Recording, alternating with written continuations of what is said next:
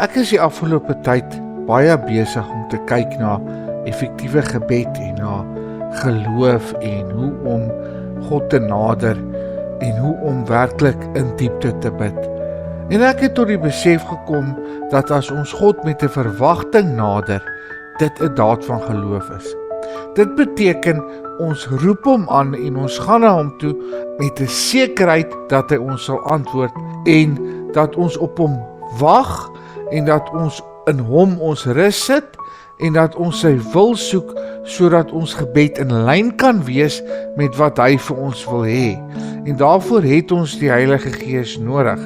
In Jeremia 33 vers 3 lees ons: Roep my aan en ek sal jou antwoord en jou groot en ondeurgrondelike dinge te kenne gee wat jy nie weet nie. Met ander woorde, as ons God aanroep met 'n verwagting, sal God vir ons dinge sê wat ons nie weet nie.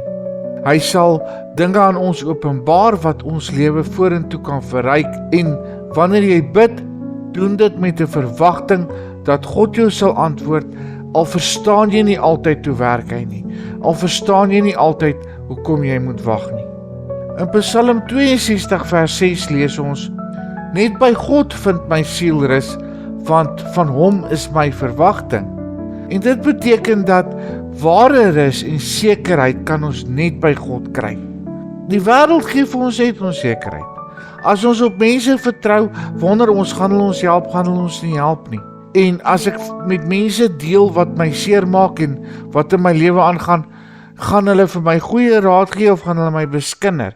Jy het altyd daai onsekerheid as jy met mense te doen het. As jy met God te doen het, het jy die sekerheid dat God werklik vir jou gaan deurkom.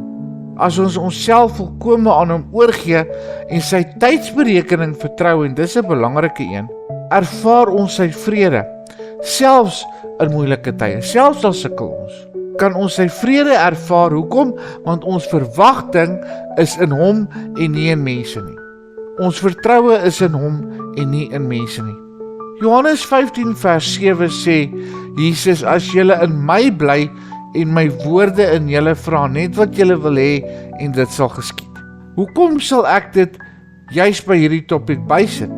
Want hoe nader ons aan God leef, hoe meer sal ons begeertes, ons versoeke ooreenstem met sy wil. En as ons volgens sy wil bid, dan word ons gebede verhoor. Met ander woorde, hoe nader ons aan God is, hoe beter gaan ons sy hart verstaan en hoe beter gaan ons weet wat sy wil vir ons lewe is. Dan vra ons nie meer vir net wat ons wil hê nie, maar vir dit wat sy koninkryk bevorder, vir dit wat sy koninkryk nodig het. Dit is dan wanneer hy ons gebede met krag beantwoord. Hoe groter ons verwagting in God is en hoe nader ons aan hom is en hoe meer ons verbind is aan sy woord, hoe meer kan sy krag in ons lewens tentoongestel word deur ons gebedslewe, deur die werke wat ons gebedslewe oplewer. Hemelse Vader, ek wil bid dat U hierdie woord in ons harte sal losmaak en dat U vir ons werklik sal help om U hart te verstaan en om ons verwagting 100% volkome in U te plaas. Dankie dat U 'n God is wat gebede antwoord. Dankie dat U 'n God is wat ons leer. En dankie dat U 'n God is wat altyd naby aan ons is as ons na U nader. Ons dankie daarvoor in Jesus se naam.